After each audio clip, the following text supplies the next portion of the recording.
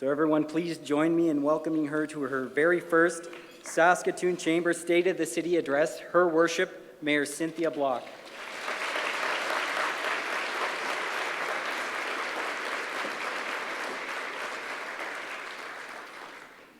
So even I'm surprised that I am more excited than nervous. Maybe Jason and Tracy will make me feel differently by the time we're done the Q&A. But very excited to have the opportunity to connect to the business community. I want to acknowledge a few people in the room that haven't already been acknowledged. I am grateful to be here with a number of my colleagues who, actually, I'm just going to get you guys to all stand. I don't think many people know who all the city councillors are. I mean, Councillor Randy Donauer, you are, many people know you. Why don't you just stand? We'll just get everyone to stand really quickly. Councillor Scott Ford, Ward 7. Councillor Sinos Timon, Ward 2. And I have my notes here. Who am I missing? Oh, Holly, I couldn't do that again. Also, Councillor Holly Kelleher is with us. Thank you. And Holly represents Ward 7. So, not Ward 7, and sorry, Scott Ford's Ward 8. Thanks very much for being here. I wanted to also take the opportunity to acknowledge members of our senior leadership team, City Manager Jeff Jorgensen. If you want to just give a wave, people know who you are. And the reason this matters is this is how our city works. You have a city council that, does some really, really important things, obviously, in terms of decision making, but without a really strong team behind us, this doesn't work well. These are the people with the expertise and the people that keep our city moving. City Clerk Adam Tiddamore, City Solicitor Cindy Yelland, General Manager of Utilities and the Environment Angela Gardner, Celine Anger, GM of Planning, Development and Community Services, Terry Schmidt, Transportation, our CFO of Finance, Clay Hack, and Richard Phillips, Chief Strategy and Transformation Officer. And we have our own government relations guy who is the most incredible expert in the province in terms of giving us stats, and his name is Mike Jordan. So huge welcome and thank you to all of you. I also wanted to acknowledge our Chief of Police, Cameron McBride, joined us today, as did our Fire Chief, Doug Wiegren. So thank you to all of you for joining us. So as mayor, I think I see every day the vital work that you do. It plays such a strategic role in how we move forward as a city, not just driving our economy, you're building opportunity, creating jobs, and helping our community thrive. Just yesterday, that guy who I said is great at stats delivered some really interesting pieces that I wanted to share with you. So Saskatoon has the third lowest unemployment rate in the country, and I believe these stats are from 2024, or are they newer than that? I'll just nod. We have the largest amount of people who are able to work, which means we have the highest employment rate. So everyone that can work and is actually working, we have the highest rate in the country. And over the past decade, cumulative gains of 23% we have added in terms of additional employment in our city compared to the province that had 2%. Saskatoon really is the economic engine of our province, and honestly, we owe that to a thriving business community, and I just want to give you all a big round of applause. Thank you. Thank you to the innovators. Today I want to share how we can strengthen the partnership between the city and the business community and build a city that works for everyone. One of the key objectives during my tenure for the 4-year term is to create a facilitated business forum. And what that really means, it's an opportunity for us to sit down with business leaders as a city and be able to teach and learn together, where are the concerns? Where are the bottlenecks? What are our goals? Because they're going to be mutual for the most part, right? It's how we get there. And how do we get those clearly stated so that we can work toward them, measure them, keep one another accountable, and be able to, at the end of the day, reflect back and know that we have maintained and brought our city closer together. So on your table you will see a little piece of paper with a QR code on it. So if you go to that QR code, it's an opportunity to sign up for a survey. How this business forum is going to begin is with a survey, and we're going to ask you basically what you think our city needs to do to make it better for businesses. And we're going to collect that data, and then we're going to have a business forum, potentially more than one. We haven't got all of the details figured out. We're working with Irene Seiferling with Board Dynamics, who is in the room, I believe. Thank you, Irene, to try to figure out what is the best way to get that information and be able to start to work together toward our mutual goals. I wanted to also mention that Council has a strategic plan that's been endorsed, and a big part of it, a key strategic part, is economic development and business friendly. So we have a councillor, it's actually Councillor Jeffries, who's going to be leading that part of the file. So I'm excited about that. So we'll be outcome oriented, I guess, is probably the best last piece to mention about that. The other piece that I'm really excited about is a business hub or a concierge service. The Saskatoon Regional Economic Development Authority, and I think some of them may be in the room today, have been really strategic in understanding how we need to go forward in a way that makes it easier to attract and invest. Attract businesses and also expand investment that already exists here to make it as easy as possible. I always like to think of it like a snowblower or a lawnmower, where we need a team that's out in front of the business to be able to make sure that businesses can do their job so that we have a plan and a pathway forward to make it so that all of the permitting and licensing and signal lights that need to be changed, egress, all the rest of it is looked after by someone else. And that project, we'll call it, is already starting to move forward. Srita actually presented to a committee of council just in the past week, and it's called Accelerate Saskatoon. So now, of course, we have to fund it. But they are our ECDEV arm, and we are looking very much forward to figuring out how this can actually lift our economy for everyone. And I think a key piece of this is we call it P4G. Does everyone know what that means? It's the Plan for Growth. It's our regional plan. So Saskatoon is the only place in Saskatchewan that has its own regional economic plan. And it is inclusive of Saskatoon, the RM of Corman Park, Warman, Osler, and Martinsville. We have a formal partnership, and I think what Srita can do is really help to get us in a position where we no longer wait for people who want to maybe come and check us out, but that we actually go fish and find them. And I get to sit on the P4G board, but the person that knows so much more about it and has been leading it for the last decade on council is Councillor Randy Danauer.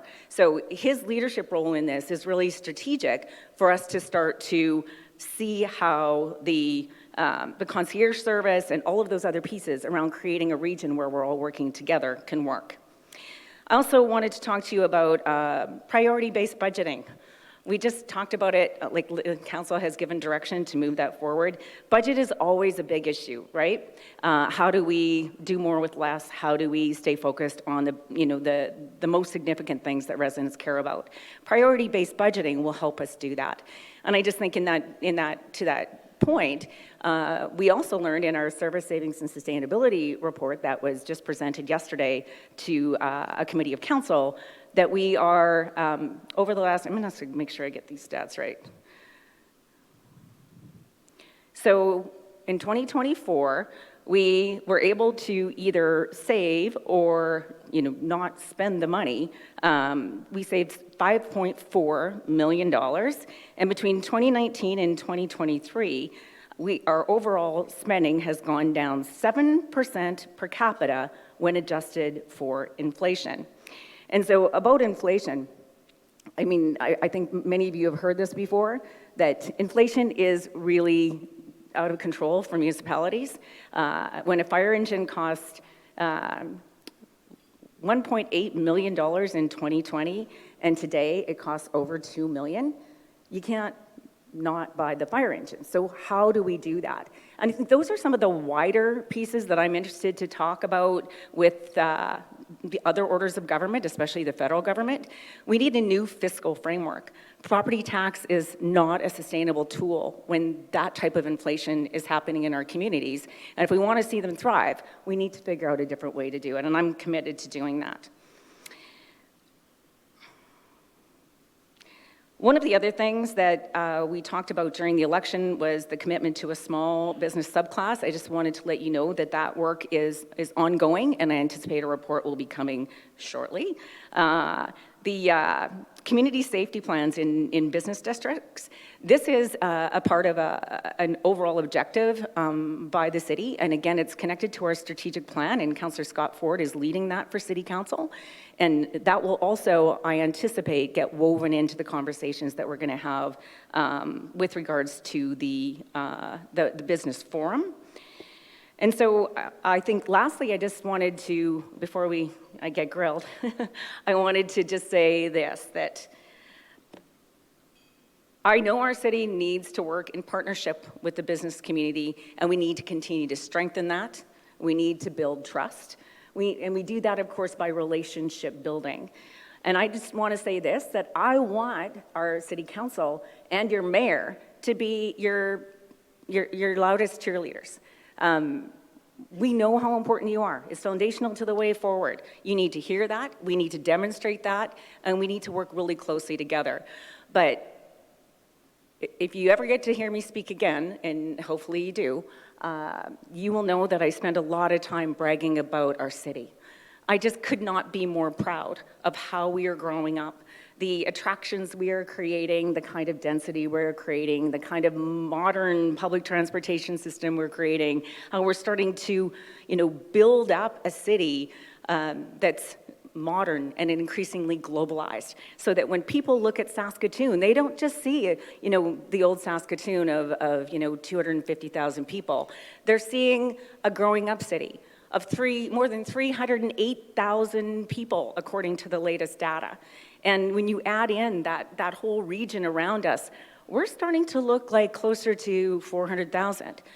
That's huge when we think about how we are growing up and the kind of legacies that we are building, not just for ourselves, but for our children and our grandchildren. So thank you very much for having me today, and let's continue on to the hot seat.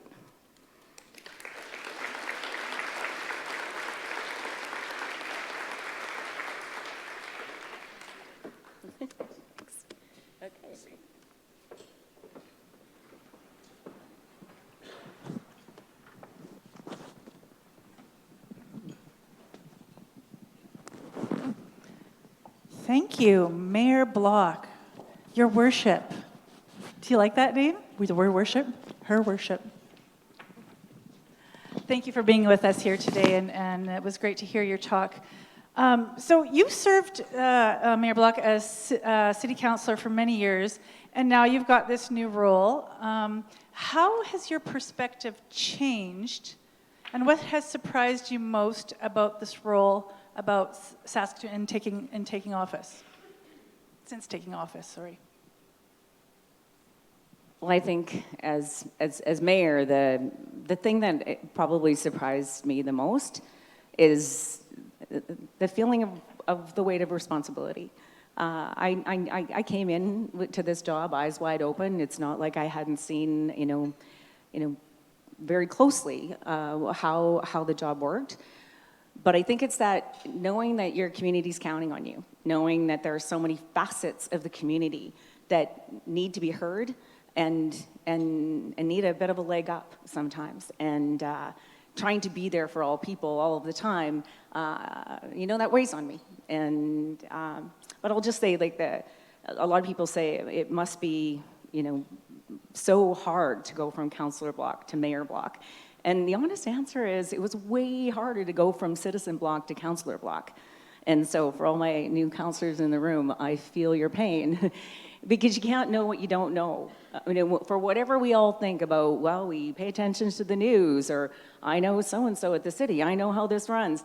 I promise you that until you, open up the hood and understand how decisions are made and why they were made. So many of us, think, well, I'm just going to go and change the world because I just got elected. And then you look under the hood and you go, oh, I didn't know that. I can't tell you how many times that happened in my first term. So I love my job, not to be confused with easy, but that's what I signed up for, and I knew that. So I'm very excited to be the mayor. So your video profiled a number of priorities, and one of the cornerstone ones that's very clear, that's a priority for you is the homelessness piece. And of course the addiction and crime and safety issues that typically are tied to that. Are you satisfied with the progress that is being made on this front, knowing that it requires a lot of different partners, provincial, nonprofit, others?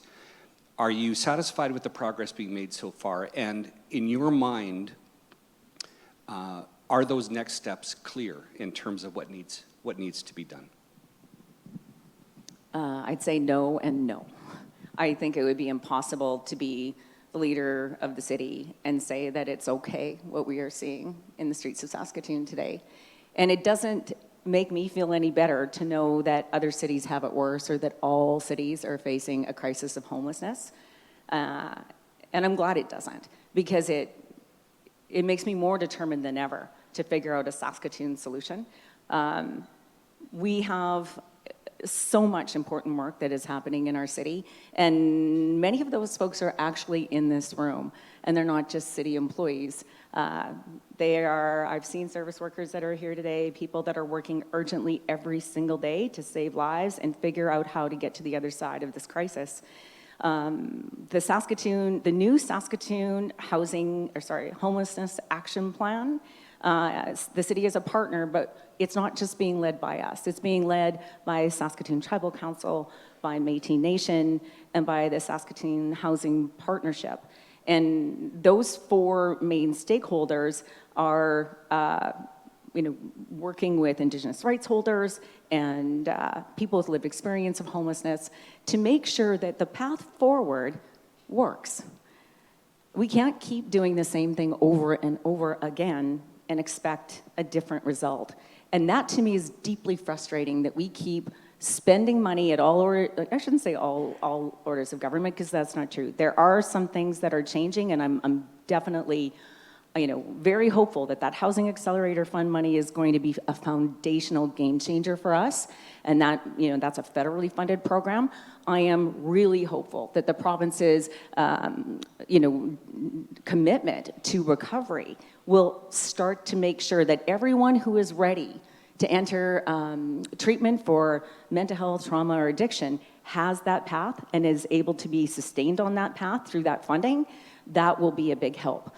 But the amount of resources that our city is using to try to tackle problems that we don't have the tools for it. We don't have the ability to do many of the things that need to happen.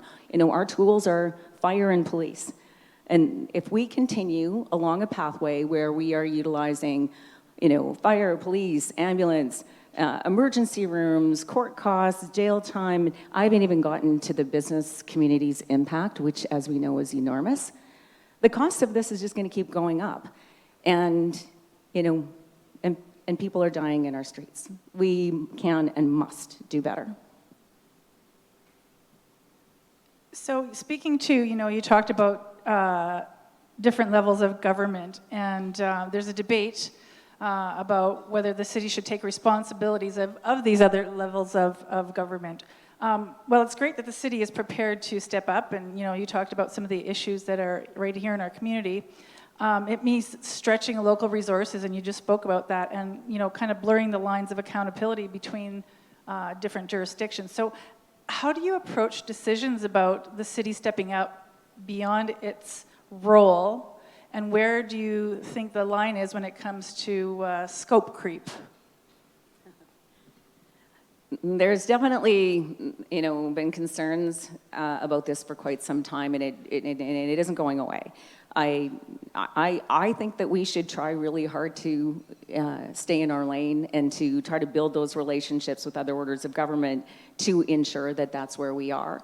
I think it would be disingenuous to say that we are facing a homelessness and housing crisis in our city and to say that the city doesn't have any role in that. That doesn't make any sense. But we simply don't have the tools for mental health and addiction. We don't have the tools, even the tools for housing, where it's very, very new that they ran that Housing Accelerator Fund through our municipality, but we don't do the housing. We simply, accept the rules from the federal government. We create some of our own on top of that to make sure that there's affordable transitional housing built into the plan. And then we let the people that can build that type of housing do their job. But that's very different than, say, deciding that the municipalities suddenly have to take all the responsibility for land for high schools. I mean, that could be as much as $30 million for the newest school that's coming in the Homewood area. That's just not sustainable. And so council made the decision to put that on, as a levy on developers. Nobody wanted to do that. But we are also facing such a crisis of affordability for residents, many of whom can't afford homes. And so you're constantly in that, what do we do? And so we are working with the province, and gratefully they are listening. There was a team of us that went to the legislature, and we stood shoulder to shoulder with the home builders and some developers, and also the same counterparts from the city of Regina. And I'm hopeful that we will get to the other side of that one. But yeah, it's not easy. But when you have a homeless crisis, you can't stay idle. You have to keep trying really hard in all of the avenues that you can. Even though you try to keep making that argument about the stuff that really doesn't belong in the city's plate. And we are not unusual. Cities are on the front lines of the affordability crisis, the housing crisis, the homeless crisis, and we simply don't have all the tools, which is why, as I said previously, I think we need a new fiscal framework for cities in order to make it more affordable for all of us who live here. So the number of competing priorities that must come across your desk must be staggering. How do you balance urgent day-to-day issues with bigger strategic priorities for the city? And I really appreciate that question, Tracy, because it is one of the, and I'm sure every mayor in time immemorial has had to, try to do the exact same thing. But I think we can agree that we are experiencing an unusual crisis in the history of our city right now. And so much of my time is spent trying to meet with people and otherwise figure out a different way forward. So, and I just will not accept that somehow we have to accept this, or that, there's not a way to the other side. I mean, we're Saskatoon. If anyone's going to do it, we're going to do it. With the power and creativity of the folks in this room, I know we can.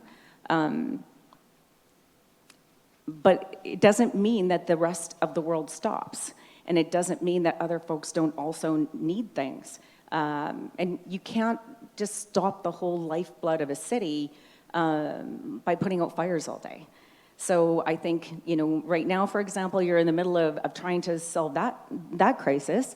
And most of the folks in this room know about, and probably many have been involved with, the current state of our river level and what that has meant to the Prairie Lily, to all sorts of recreation. And we are learning that there are other folks upstream that are also experiencing an inability to provide transportation or commerce because of the sand in the riverbank. And just to be clear, it's not because the river is too low, it's because those sandbars are too many and too much, because we haven't had enough snowpack from the mountains coming into Lake Diefenbaker to make its way in. So it's been sitting and collecting, making it impossible for the river to be navigable. So many of us continue to talk to the provincial government and the Water Security Agency, but those are the kinds of things where it kind of can derail your whole plan for a day, because you're trying to also figure out another big emerging issue in the city.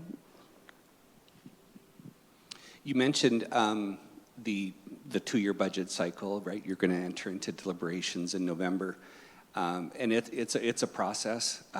It's really, we've said this many times, like, I can't think of a board of directors anywhere that gets locked in a room for 2 days with stale sandwiches and no windows, and they're supposed to cook up a budget, and it's supposed to be delivered at the end of that process. It's a very intense process. This will be your first kick as mayor, and for many of the new councillors, it'll be their first sort of go through in terms of this budget. Where do you see opportunities heading into this for either savings or investment this budget cycle? And what's your comfort level with potential increases to property taxes or utilities? And do you have a target range in mind? I already forgot the first question. I was going to say, did you get all Can we those? just break that down? What was the first question? So going into the budget cycle this year, do you see, at this point in the game, opportunities for either savings or investment as you contemplate going into this November process? Yeah, I spoke a little bit about that, and I just want to say huge kudos to our administration who, magically managed to save $5.4 million last year.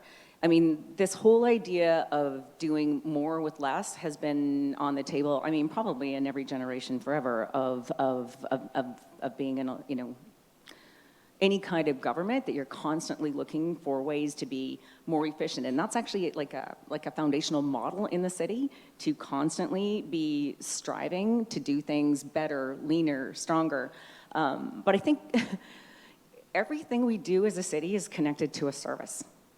And based on the affordable issues I just told you about in terms of inflation and the expectations of downloading and all of those pieces that we're trying to manage and keep in the air, I don't think that we should be surprised that we're going to have a struggle with the budget, right? We will continue to look for those savings, but where do we want to cut? And maybe that's in the business forum, some of the things that we can talk about. But I'll just give you one small example that a lot of folks have been mentioning, that the line painting hasn't been as good as maybe everyone had hoped it would be. It's one of the few things that doesn't have a stated level of service, like formally outlined in the city. And so that kind of slipped a bit. But that's because we're trying so hard to save money. Everything we do is scrutinized carefully by City Council and by our administration. And I think we're very lucky. If I could say one thing, we're very lucky to have unbelievably talented and committed administration. And in my experience on council, even though there are times that we disagree, everyone's in it for the right reasons. Everyone's trying hard every single day to represent us well and to ask the hard questions so that we can be a more affordable city and to improve the quality of life. Did I answer more questions, I hope? No, that was great. Now, the second part is the tough one, which is your comfort level with potential increases to property taxes and utilities, and whether you have a target range in mind going into these deliberations this fall. So a little bit about how the budget gets put together is that we kind of make a lot of decisions all the way along the way. And we already have started to have like a conversation about something that we then refer to budget. Actually, some of the asks from Srita would be among them, where you think, okay, they've made their case, these pieces we like, we are going to send this to budget for final deliberation. And so as we get all of these reports or these asks from different parts of the community, we send them to budget so that we can then do a final deliberation once we start to know what we are also looking at in terms of the potential impact on the mill rate. I'm not going to lie, I think I'd be super surprised if we don't see another, not small increase based on the kind of inflationary pressures that we are experiencing, based on the homelessness fight that we face, and honestly, also based on opportunity, and Street is probably a very good example of that. We have had tremendous success in our city when we make sound public investments. River Landing might be one example. Saskatchewan Place or Sasktel Centre is another. Ramey Modern is another. I can't believe how many people love the Ramey now, and I'm so heartened to hear it. It's just such an amazing place for, when we entertain people for conferences and all of the rest of it, they want to come back. I mean, this is the type of thing that we are building, and we can't lose sight of continuing to grow a city, even as we're trying to deal with these other urgent issues. I mean, the priority has to stay squarely on the homelessness and community safety issues that we face, and we are going to need resources. What does that mean? Well, I think foundationally, probably some very strong conversations with other orders of government and some infectiously amazing ideas from the business community. And many of you have been in my office talking about them, and I can't wait to see what we plan and do together. I'm not sure if I totally answered your question. If you're asking me for a number today, I'm probably not going to do that. You're not going to take that bait? But I know that we'll work as urgently as we can to keep the mill rate down as much as we can. Yeah. But that investment in, for example, what Street is asking about, and tourism and others, if we're not competitive, it's going to erode our overall tax base and make it even harder to pay for the things that we foundationally need as a city in terms of paying for the basics. You have to have what other global cities have, or other global cities will they'll eat our lunch. And that is the honest truth. We need to make sure that we can compete for business in this facility, for trade and conventions, and we're starting to see that slip. We need to make sure that we are entering a modern age and able to compete. And similarly with the way that we attract investment and businesses from around the globe. If we can't do that at the level that other cities of our size are doing, that's a risk. And we can't lose sight of that there's sometimes you have to invest to be able to see that benefit long term. That's a great segue into the next question, which was really around attracting business and industry and growing the tax base, right? We talk about this all the time at the Chamber, of course, whether it's air access or amenities or facilities that we need. There's a lot of threads to that, but one of the biggest is just we got to get growing like crazy to make sure that we can do those things. When you look at the landscape now as mayor, other municipalities, some of them are eating our lunch. What do we need to do to position our city as a real destination for businesses to start and grow and invest? What are our unique competitive advantages that make our case stronger than the case that is made by the Winnipegs and the Calgarys and the Edmontons and the Reginas? Well, I think and that's another reason why I'm looking forward to having a forum and being able to actually teach and learn together. It's one of the reasons that I am grateful for the Plan for Growth and the leadership from our partners from around our city, so that we can be more proactive instead of reactive. But I think Saskatoon is the best city in all of Canada, and I'm not just saying that because I'm the mayor. I have had the great fortune of visiting cities all over the world, sometimes on my own dime, and sometimes because I sat on the Downtown Business Improvement District Board for 8 years and was required is not the right word, always asked to go to the International Downtown Conference. And so I've been to San Antonio and Washington, D.C. and Baltimore and. I've also had the great fortune of traveling to many cities in our own country and to some other cities around the world, including Paris.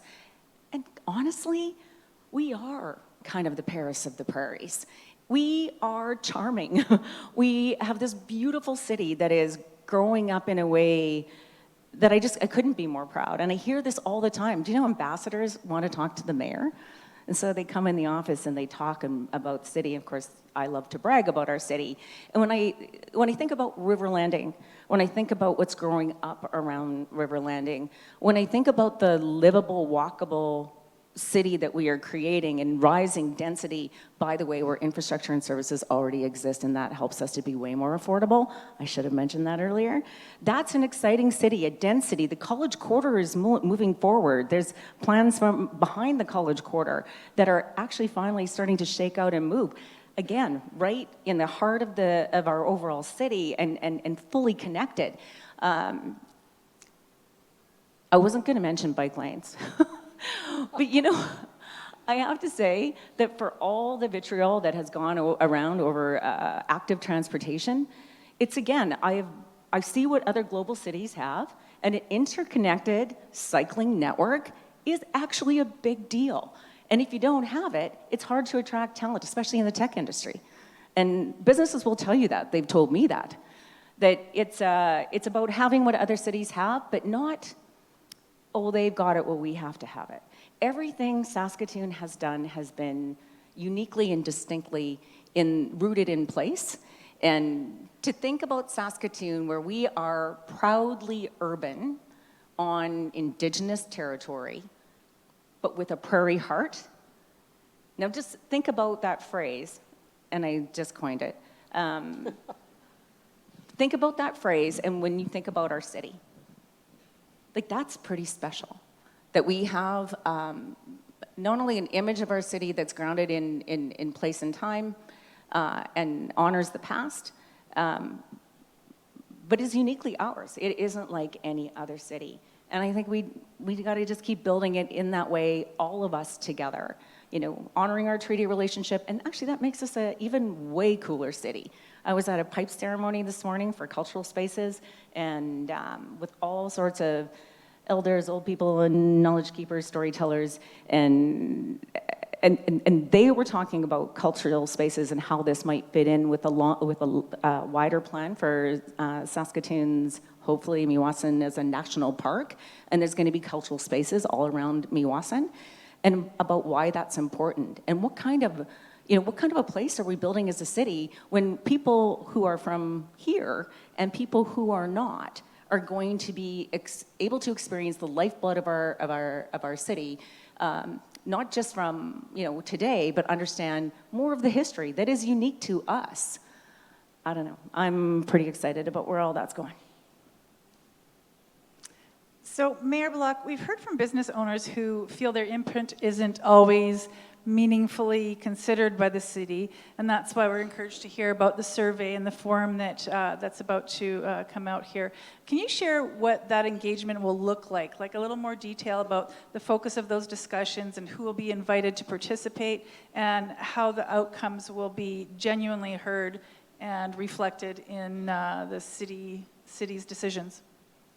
Well, I'll say I'm committed to that end goal, and how that all gets put together, I don't know the whole answer to that yet. We have started to work with Irene Seiferling, the facilitator, and right now that's more of a conversation between the mayor's office and the facilitator. I have invited Councillor Jeffries to be a part of that as well, because he's the lead on the strategic file, but there will be more.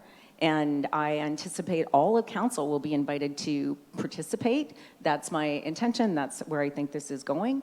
But also that every single business that wants to have their say should. And that's why we deliver that survey opportunity today. And also are planning ways to ensure that businesses throughout the city, and we want them to be from our city. We don't, we care and love our neighbors, but I really want to hear from the folks that are involved in business in our city.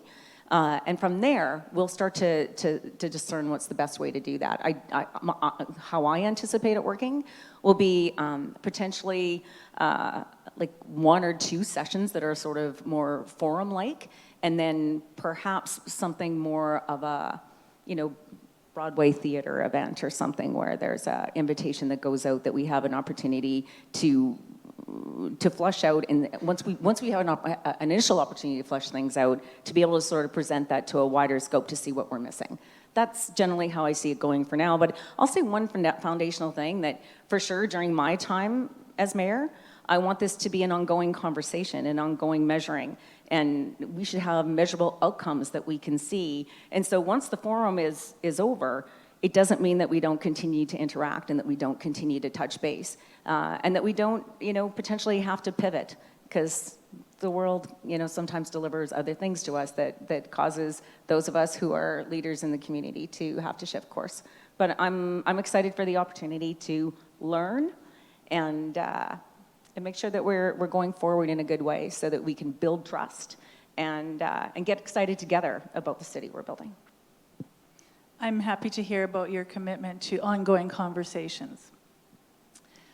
So people often forget that City Council is comprised of a body of free agents that approach things differently and vote accordingly. So based on their own views and the needs of their neighborhoods, of course. So as mayor and thinking about your own leadership style, how do you approach building consensus in a group of leaders like City Council?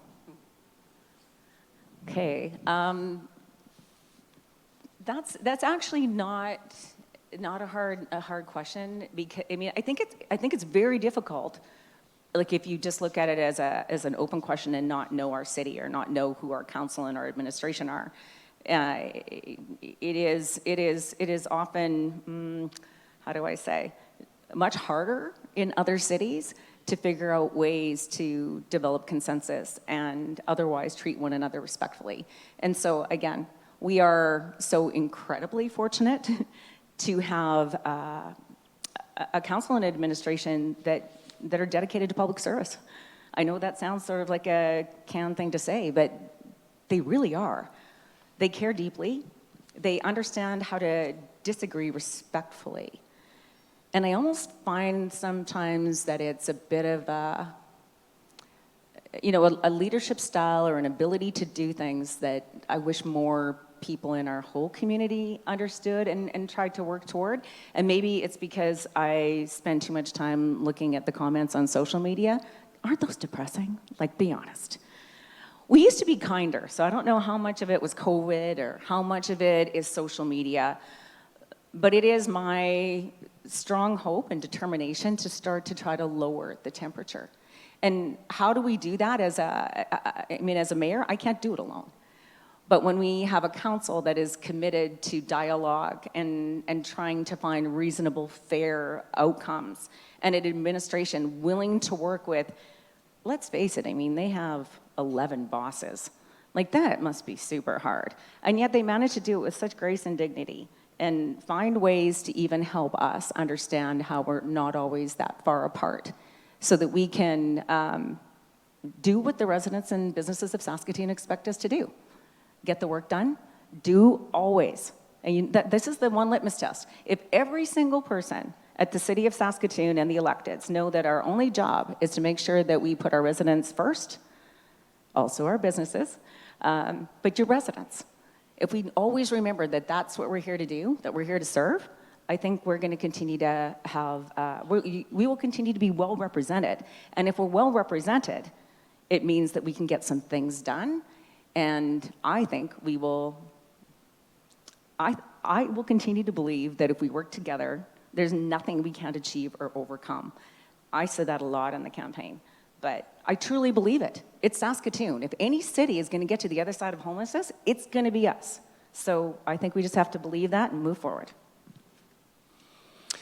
One of the things that we've been really encouraged by in terms of the spirit of collaboration, working together, is on the tax front.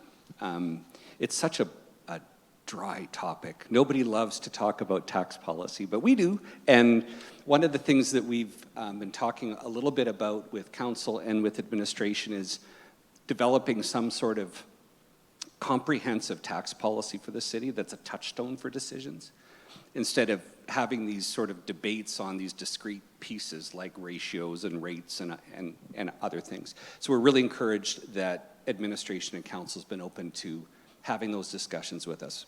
I wonder if there isn't any room on the provincial front for some sort of change or movement in terms of property tax reform. And I'm asking you, in your capacity as the mayor of the biggest city in the province, that has to ultimately answer for the downstream effects of this very archaic system we have. SUMA has done some work on this. Is there room for reform, and is there any part of your agenda that would see you working with the business community to sort of make that case to the province going forward? And sorry, the word you used was property tax tools? Is that what? Reform. Just Okay, okay, things like yeah. the cycle is always talked about, but Oh, the there's assessment cycle, okay. there's other components to this model that are really antiquated and frankly work against urbans versus other parts of the province. You're 100% right. So for those of you who aren't familiar with what he's talking about, the province has a 4-year assessment cycle, and it often has nothing to do with the reality on the ground by the time you get your assessment notice, because things have changed. COVID happened, and nobody's staying in a hotel anymore. Like, whatever your situation is, whether you're a resident or a business, it's a shock to the system. And the city has used tax policy to try to smooth that out. And this year, we smoothed it out in a way that did not give the business class. So you got classes inside the residential side, you got classes inside the business side, but the kind of two sides that offset each other. And council made a policy that would see that the businesses did not get as big a break as they otherwise would have, because we're in a homelessness and housing crisis. And sometimes it has to go the other way. But right now, it was a very difficult space to be in, to say to a property owner that is barely hanging on to their home that they're now going to face a property tax increase as much as 3 times what they otherwise would have. So those are tough decisions, and I agree with what Jason is saying, that we have to find a better way that we can at least not wait for the whim of council to decide. Let's work together to figure out, what does fair look like? How will we make decisions so that we can, again, not only do the right thing and do what's fair, but build trust. I think that's really foundational to how we try to do things differently. And in terms of that advocacy work with other orders of government, we are part of the Federation of Canadian Municipalities, and it's a very powerful lobbying voice in Ottawa. And we continue to work directly alongside them, asking for a different fiscal framework for the things that cities do that are simply financially unsustainable for property tax. You've mentioned this a couple of times, but I'll just mention it to you now. If you can help us move the needle provincially on property tax reform, the Canadian Chamber would work with any big city, mayor, or municipality to get that fiscal framework worked out in Ottawa. There are really a lot of shared interests here, and the opportunities to collaborate are there if there's a willingness to engage in them. Always a willingness. Yeah. Always. I think we have to unleash the creativity and figure out new ways to talk about it and not just accept that status quo. The other thing that is a perennial issue is sort of the issue of red tape, what's called red tape, and the permitting delays that come with some of the well, frankly, small and big projects that are undertaken in the city. And it's seen as an impediment to growth and investment. And we hear this from businesses that have interests in other places. So it's not just, I'm sort of frustrated with how our city and the pace of our city's approvals are going. They're comparing it actively to other interests they've got in other jurisdictions. And they're saying there's room for improvement. And one of the things that we've talked about with administration, which is really encouraging, is exploring something like an automatic yes that is sort of a policy framework that's come out of Alberta. And so those discussions will be ongoing, and hopefully they'll yield something good. How is the city approaching red tape reduction right now in terms of its level of commitment, its level of attention, its level of engagement with the business community? Well, first, I know it's coming from all angles, that figuring out ways to get things done more quickly isn't just great for business.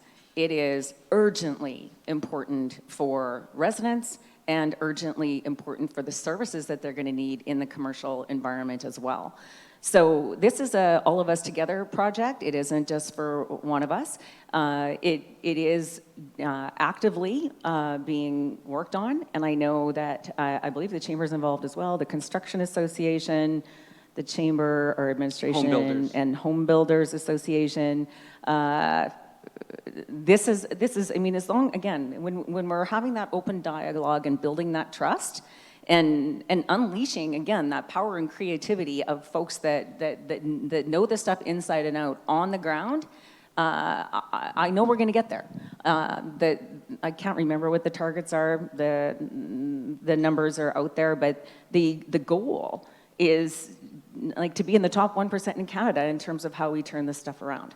And I think we can set that goal, and we just have to figure out how to fund it. But absolutely, let's just do what the common sense thing is to do, which is to get stuff out of the way so we can get stuff done. Whatever the name of that program is that you mentioned, I love the sound of it. I support it in theory, but I would like to be able to state that we can actually do it and then tout that loudly, especially as we go about trying to attract expansions of existing business and investments from folks outside of our city, that those are powerful marketing tools to help support a good way forward. So we understand that the DEED project, the Downtown Event and Entertainment District project, is paused due to economic uncertainty and of course the impact of the tariffs from the US, factors that are certainly outside of city's control. Still, this is a transformational initiative with the potential to reshape our downtown and catalyze investment and create lasting economic benefits. So, Mayor Block, what does pause mean in this case? And do you agree that it's time to bring partners to the table, local investors, other levels of government, so that Saskatoon is ready to act when the time becomes right? I really like the last part of what you said, is to get ready for when the time is right. When we talk about the huge priorities that we have and the expectations of residents and businesses that we are steely focused on homelessness and community safety, we are and we must. But if we're not also at least thinking in the background about how we're going to make a lot of other really important things happen, we're going to fail as a city. So I think it's really important that, sorry, what was the last part of your question there that I was just... that we're ready for the time when the time is right. Ready for the time when the time is right. Now is the time. And what I mean by that is that the entertainment district and its project is for sure on pause. And the biggest pause in the context that the city has been talking about is with regards to acquiring a private partner. We have Oakville Group that wants to be our private partner. They, from what I've learned, would be a wonderful private partner. But as we are dealing with an era of tariffs, and we have a province who is asking us to buy local and to rethink our procurement strategies when we are in a time of, I guess, a lot of uncertainty in terms of what world trade's going to look like. I think it made sense to our administration and council to delay going forward with a private partner at this time. But that doesn't mean that there aren't some folks at City Hall that are constantly trying to figure out what those next steps look like. It's all hands on deck on homelessness and community safety, but there are some people for whom we must rely to keep an eye on the future. This too will pass, this crisis that we're in. The tariff struggle will pass, or we'll figure it out. And then we need to be ready. And like so many things we do as a city, we talk about being shelf ready. If we don't have a project and the federal government says, who's got a project, we've got all this money to give away, we lose. And some other city is more than happy to take those dollars to produce the project that they're ready to provide. And for us, our next huge city building initiative is the Downtown Event and Entertainment District. How and when that gets triggered, we don't know yet.